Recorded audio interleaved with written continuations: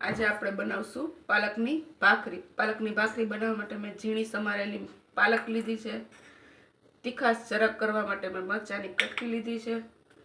ભાખરીનો ચાળેલો લોટ છે અને એમાં તેલનું મોણ નાખીશું। સ્વાદ અનુસાર મીઠું એડ કરીશું। હવે આ પાલક છે એ આની અંદર એડ કરશું। મરચાંની જે પેસ્ટ છે એ પણ એડ કરશું અને હવે આપણે એનો લોટ તૈયાર કરશું।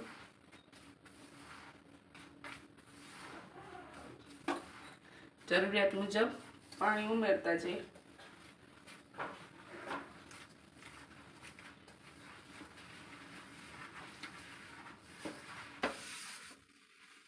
હવે આપણો લોટ બંધાઈને તૈયાર થઈ ગયો છે। હવે સરસ મજાની આપણે ભાખરી બનાવશું। ચાલો।